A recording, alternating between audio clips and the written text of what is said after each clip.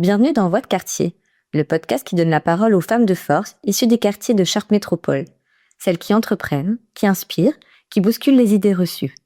Des parcours de vie, des idées qui germent, des projets qui prennent forme, portés par des femmes que vous allez adorer découvrir. Bonjour Coralie, merci pour ton accueil et pour cette invitation. Donc, je m'appelle Hélène, je suis maman de 3 enfants, originaire de Chartres. J'ai vécu la majorité de ma vie à Chartres. J'ai fait mes études à Orléans de commerce international et ensuite j'ai travaillé un petit peu en région parisienne et je suis revenue sur Chartres de nouveau où j'ai eu 3 enfants et donc après je me suis arrêtée de travailler et j'ai repris donc mes études il y a maintenant quelques années en anglais pour me perfectionner en anglais, en arabe également et là cette année, j'ai repris mes études pour devenir enseignante et orthopédagogue.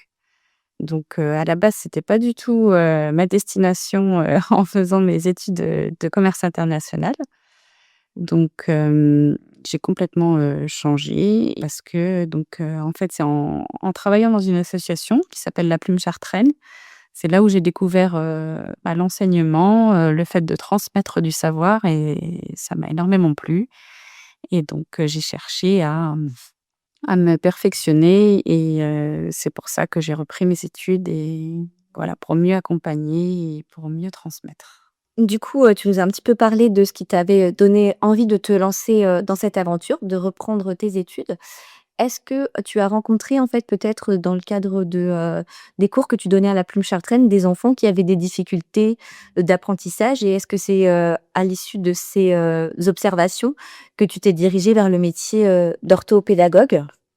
Oui, entre autres, c'est vrai que grâce à cette, possibilité-là que j'ai eue de donner des cours, ça a réveillé plein de choses en moi et effectivement, quand on voit des enfants qui sont plus en difficulté que d'autres, on a envie d'être outillé pour pouvoir, les accompagner au mieux et donc voilà, j'ai cherché comment je pourrais, aider ces enfants-là et c'est là que j'ai vu le métier d'orthopédagogue qui correspond tout à fait à ce que je voulais et donc je me suis lancée et c'est vrai que, quand on met un pied dans l'enseignement, en tout cas dans la transmission de savoir, on a toujours envie d'affiner que ce soit notre posture, d'avoir, le maximum d'outils possibles pour, venir en aide, aux enfants parce que je me tourne principalement vers les enfants. Voilà pour qu'ils réussissent, pour certains pour qu'ils reprennent confiance en eux, pour qu'ils voient d'eux-mêmes qu'ils sont capables de faire et c'est pour ça que je trouve que c'est un super métier. Je suis d'accord avec toi, c'est un beau métier. Effectivement, je pense que beaucoup de jeunes et de moins jeunes, en fait, ont besoin d'accompagnement, d'être outillés pour comprendre qu'ils savent aussi apprendre. Oui, exactement.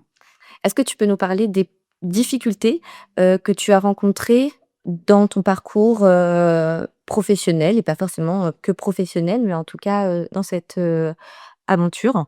Comme je le disais, précédemment, je suis de Chartres, à la Madeleine, précisément. Donc, en étant, considérée comme un quartier, je ne sais pas si ça a posé problème ou pas, dans mon parcours, peut-être, hein, je ne sais pas.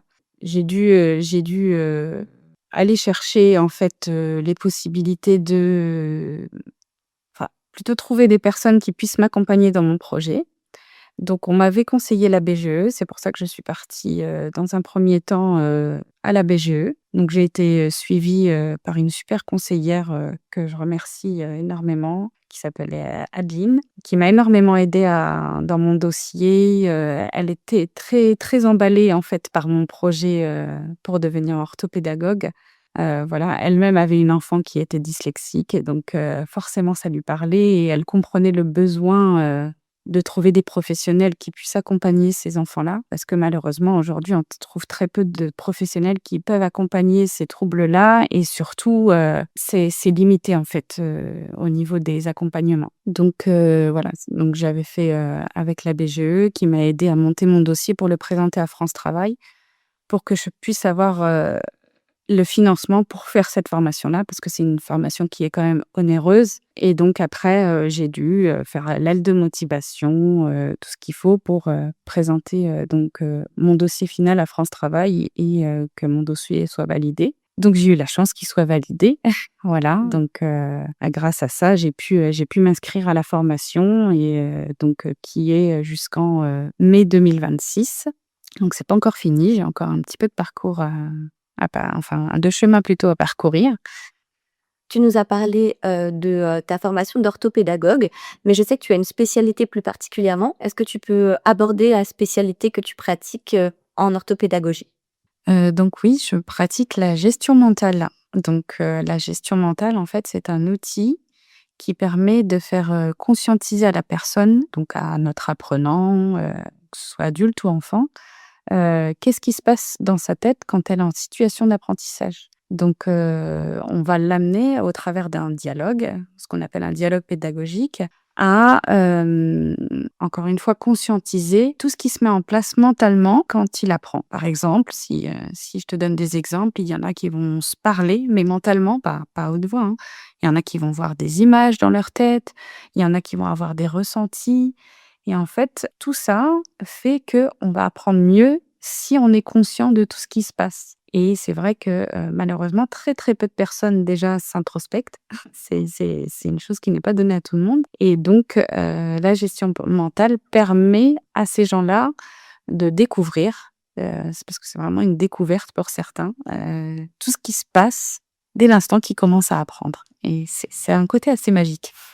C'est vrai que c'est assez incroyable. On a pu bénéficier d'un atelier que, tu as fait, dans le cadre de notre, association, de la semaine Femmes de quartier, Femmes de force, avec, des petits outils, Coca-Cola, j'en dis pas plus parce qu'il faut pas dévoiler un petit peu l'exercice, mais c'était assez, impressionnant en fait de se rendre compte, que parfois voilà, on ne met pas l'intention qu'on le souhaiterait et sur, nos apprentissages ou des choses que l'on voit et je pense que c'est peut vraiment être quelque chose de très, bénéfique, pour beaucoup de personnes, adultes, enfants, de comprendre comment en fait ils fonctionnent, ce qui fonctionne le mieux pour eux, et c'est vrai se connaître, l'introspection, c'est quelque chose de très intéressant et alors, si, les enfants ont la chance de le découvrir assez jeunes, ça deviendra une clé, très fluide pour, leur avenir. C'est un beau cadeau, en fait, qu'on leur fait quand on leur offre, en fait, ces possibilités-là, je pense.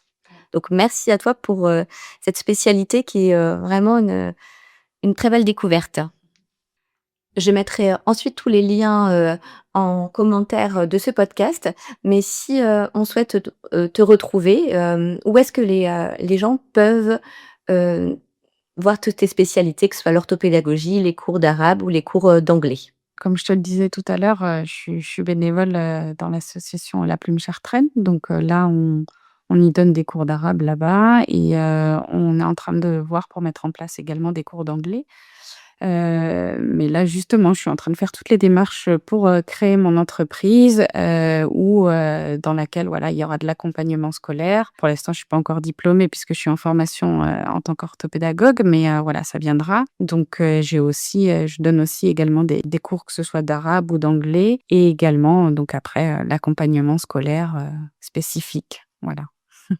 Est-ce que tu pourrais nous expliquer comment tu envisages, de pratiquer ton métier d'orthopédagogue par la suite? Oui, bien sûr.